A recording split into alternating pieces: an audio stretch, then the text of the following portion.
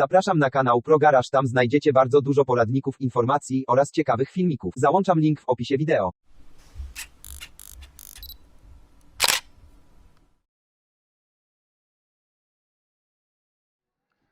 Siema, witajcie, jestem Oskar, to jest kanał MT. W dzisiejszym odcinku na prośbę paru osób z grupy Honda Transalp miłośnicy na Facebooku robię wymiany sprzęgła w silniku testowym, który leżał u mnie na regale.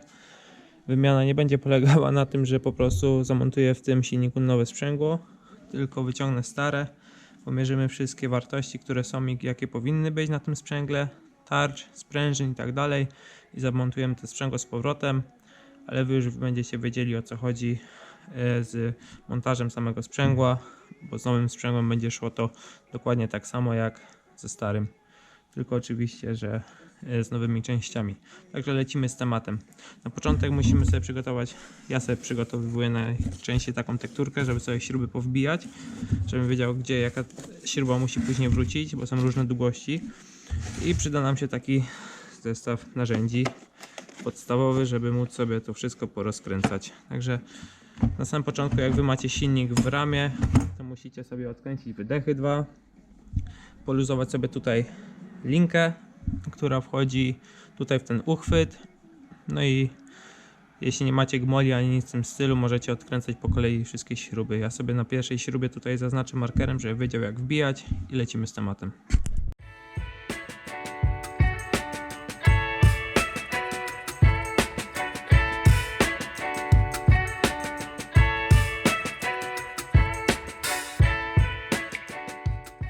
Dekiel odkręcony już.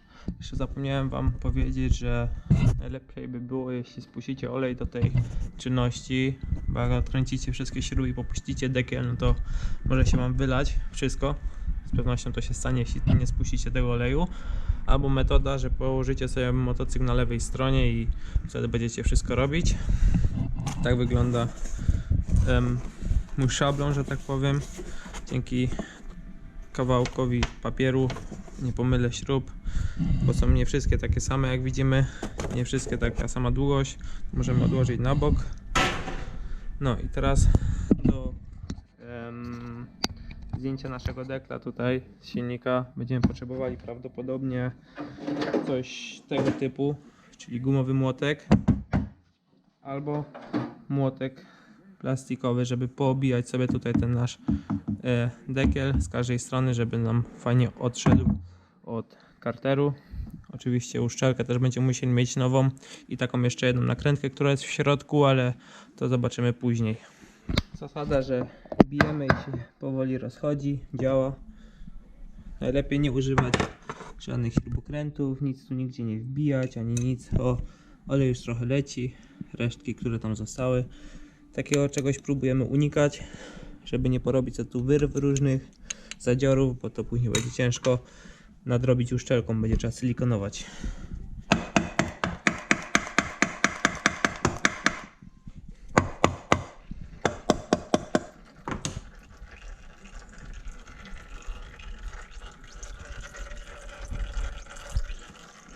Piękny odcień oleju, bagienny heban. Widać, że ktoś dbał. Łańcuszek od pompy, napędu pompy oleju w jak najlepszym stanie. Ale co do łańcuszka, to odsyłam was do mojego poprzedniego filmu, wcześniejszego, na którym widzicie, jak zrobić, żeby takiego luzu nie było, jak wymienić łańcuszek. Link będziecie widzieli gdzieś na ekranie, prawdopodobnie u góry w prawym górnym rogu. No, ja czekam, aż zleci olej i lecimy dalej z wymianą tego oto elementu sprzęgła. Dekiel ściągnięty, możemy brać się dalej za robotę tutaj. A więc tak, jak już mamy odkręcony nasz dekiel, olej spuszczony, możemy odkręcić te 4 śruby.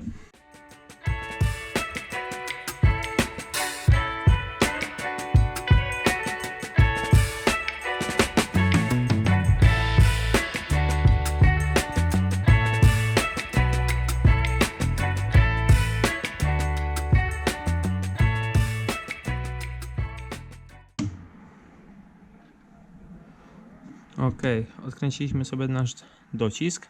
Tutaj mamy łożysko. Polecam je zamienić za każdym razem przy wymianie sprzęgła, ponieważ to nie jest duży koszt wymiana takiego łożyska. A jeśli jest zużyte, a my założymy je z powrotem, no to będzie po prostu huczeć przy naciskaniu klamki sprzęgła, po przypuszczaniu. No i to jest nie oszczędność, tylko głupota, jak się takie coś zostawi. Tutaj mamy sprężyny, zaraz je sobie zmierzymy. Zazwyczaj jak zmienia się sprzęgło, dostajemy też możliwość kupienia kompletu ze sprężynami, także nie bawiłbym się w oszczędności, sprężyny też bym zmienił. Ok, żeby zabrać się za demontaż sprzęgła, tutaj mamy nakrętkę. Ta nakrętka ma tutaj zabezpieczenie, już wam to pokażę, postaram się pokazać, które jest zagięte do środka w stronę gwintu. Po prostu trzeba tutaj włożyć śrubokręt, puknąć parę razy, żeby się ta nakrętka wyprostowała i później można ją swobodnie odkręcać. Co do nakrętki, niektórzy ją sobie zostawiają i zaginają, niektórzy kupują nową. Ja kupiłem nową, bo mi się ta blaszka tutaj rozleciała od tego zaklepywania i kupiłem po prostu nową, to było chyba 2,50 kosztowała, 2,50 euro, no to nie wiem, zdychę, może trochę więcej. Koszt żaden, ale mamy zrobione do porządku. Teraz możemy się wziąć za odkręcenie tej nakrętki. To jest nakrętka na klucz. Klucz numer 27. Możemy spróbować sobie to zrobić udarem. Jeśli nie macie, to musicie jakoś przytrzymać sprzęgło. Możecie wbić na bieg, jak silnik jest w motocyklu i nacisnąć hamulec. No różne są sposoby. Jak to zrobicie, tak będziecie mieli odkręcone. Ja zabieram się za odkręcanie udarem, a przynajmniej spróbuję to zrobić udarem. Ok, nasza nakrętka tutaj odkręcona. Poszło udarem, powiedzmy z problemem, ale wkręciłem sobie tutaj dwie śruby w ten nasz kosz cały od sprzęgła i wsadziłem tutaj coś cienkiego typu takie obcęgi, kombinerki, o tak. I tutaj kręciłem sobie po prostu kluczem udarowym i poszło jakoś, ale poszło. Widzicie, ta nakrętka już jest trochę po przeżyciach, ja już bym jej drugi raz na pewno nie montował. Co do nakrętki to już wiecie, teraz możemy zabrać się za ściągnięcie sprzęgła.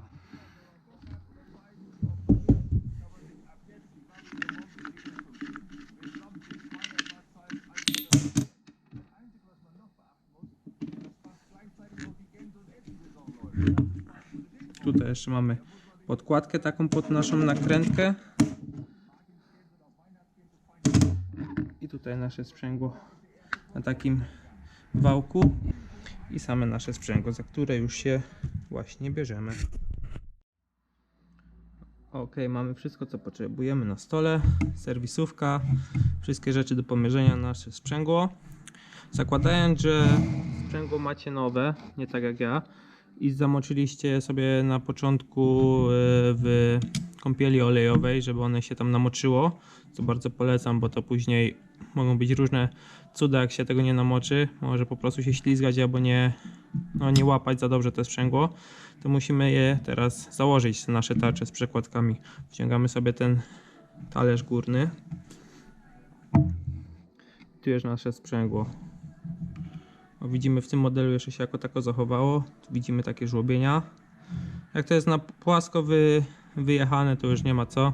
Trzeba po prostu nowe sprzęgło zakładać i się tam jakoś specjalnie nie przejmować tym sprzęgłem. Duży koszt to nie jest, a z pewnością będzie się lepiej jeździło. Wyciągamy sobie jedna tarcza. Tak jak tutaj widzimy, ta kolejność. Podkładka, która jest już dosyć wygięta. Można byłoby ją zmienić, chyba że taka musi być, ale z tego co kojarzę nie za bardzo. No i podkładka w tej kolejności. O, teraz możemy sobie już wszystko wyciągnąć. Z podkładkami i tak dalej, całe sprzęgło, żeby nie wyciągać tego pojedynczo, bo po co? Ok. Tu jest ten nasz stojan. Wyciągamy sobie to wszystko i później sprawdzamy każdą z osobna lamelkę, czy nie jest wyjechana. No w moim przypadku to jest tylko taka rewizja i tak tutaj nowe sprzęgło przyjdzie, nie będę tego już montował, mimo że jest jeszcze ok, to po prostu jak będę wkładał kiedyś ten silnik do swojej ramy, no to chcę, żeby to było porządnie. No i wy macie takie same coś, jak kupicie, tak to wygląda, same te podkładki bez tego stojanu, no i w tej kolejności to tam wkładacie. Ja postaram wam się tą kolejność, jakąś przebitkę zrobić, żebyście wiedzieli, o co chodzi, jak to tutaj zamontować po kolei, taki hamburger. No i tutaj jest nasz kosz sprzęgła. Odnośnie kosza, no jeśli tu są jakieś potężne wyżłobienia, widzimy te sprzęgło tutaj pracuje, jak ktoś lubi szczelić ze sprzęgła, to widać, że tu są podbicia, ale jak one nie są tragiczne, to można to zostawić. Jeśli tu są już takie pod pazurem, to czuć wyżłobienia, że ten kosz, te sprzęgła mają tam luz, te nasze lamelki mają luz i obijają się tutaj o ten kosz, no to już jest po prostu do wymiany. No tutaj to jest trochę zużyte, trochę poobijane, ale nie ma jeszcze tragedii. Objeździłoby to, ale no nie wiem, póki co jest jak jest. U mnie ja to zostawiam tak. No, jeszcze jest podkładka oczywiście. Tak to wygląda. Tu są jeszcze sprężyny takie. Można je usłyszeć nawet. Jak jest kosz wywalony, no i będzie bił, no to będziemy słyszeć, że jest coś nie halo. Jak tu może być te łożysko ślizgowe też wyściurane już, no to jest jeszcze w porządku. Tak to wygląda. Te sprężynki, nie wiem, wydaje mi się, że nie są wymienialne, jak już to z całym koszem. Dobra, odnośnie kosza i sprzęgła mamy temat chyba zamknięty, że tak powiem. Możemy to poskładać z powrotem.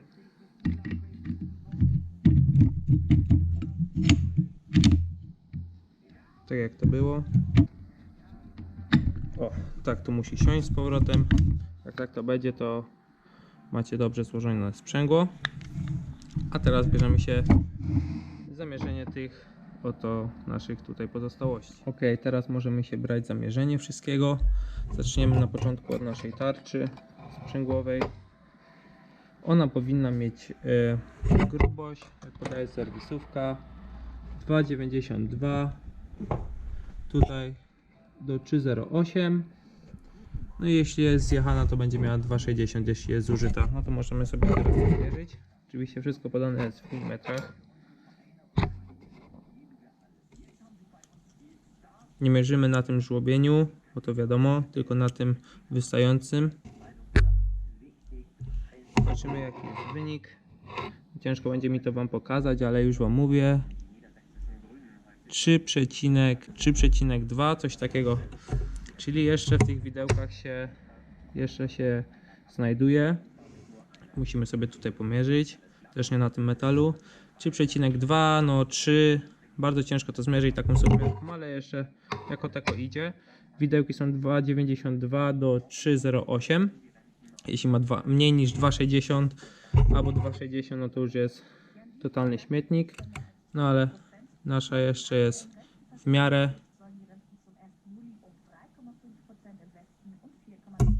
Jeszcze w miarę w porządku. Dobra, teraz możemy się zabrać za naszą podkładkę metalową. Ona ma dokładnie no 0,30, czyli jest w porządku. Jak będzie miała poniżej 0,30, to już jest zjechana. Możemy sobie w różnych miejscach pomierzyć, tak samo jak naszą tarczę sprzęgła. Wszędzie wychodzi to samo w sumie.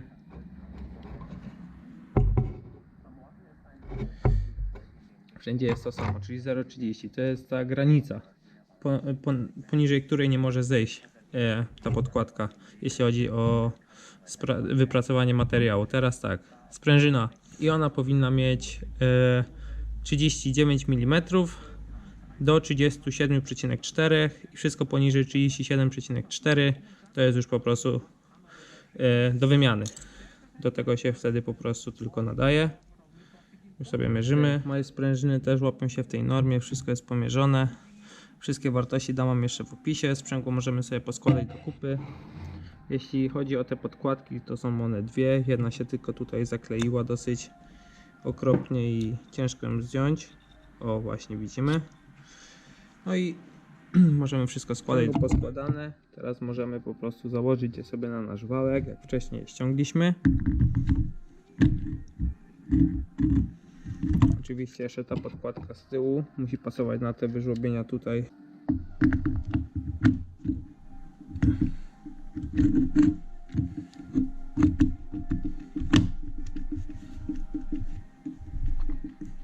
Ok, te koła muszą wyglądać tak.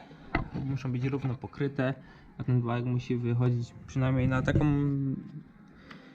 głębokość, żebyśmy mogli założyć tą nakrętkę. Dobra. Ja nie będę tego teraz wszystkiego skręcał. Znaczy, nie będę wam tego teraz wszystko tutaj powoli składał, bo już wiecie jak to zrobić, bo to wszystko rozkręciłem.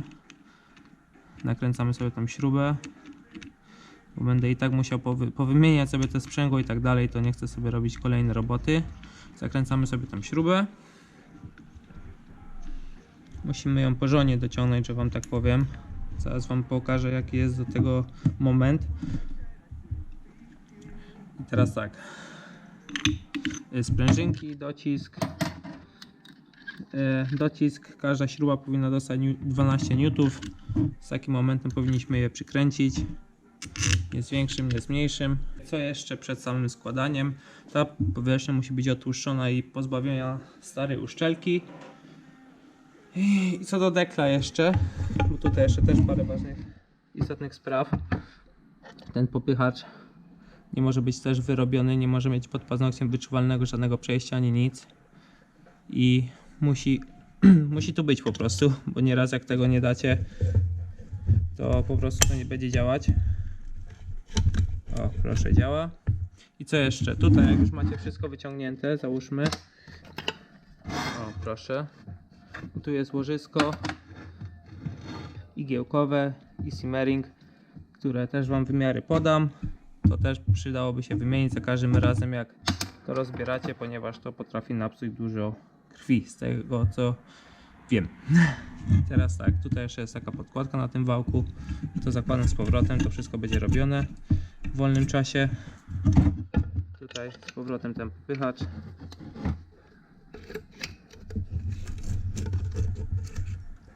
Ok, powinno wszystko śmigać. Ok, jest git. No i wtedy tutaj też sobie otłuszczamy, dajemy nową uszczelkę, nie żadne silikony i zakładamy tak jak wszystko wcześniej było. No i teraz to nie zejdzie, bo nie mam oczywiście przykręconego tego docisku, powinien być głębiej, no ale już wiecie jaka jest zasada i o co mi chodzi. Ja sobie to tak założę, niech to tak leży.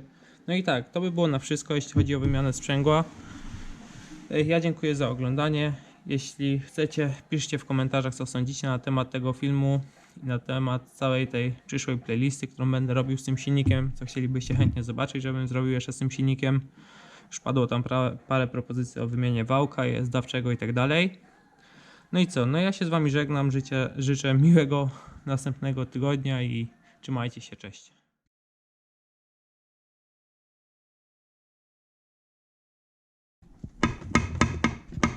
Upsik. O kurwa. Ja pierdolę, tam był olej. No przecież nic nie było na bagnecie. Ja pierdolę. Dobra, czas puścić. No tak jak mówiłem na początku, polecam spuścić najpierw olej. Chyba że macie taką fajną metalową podkładkę na biurko, to wtedy nie.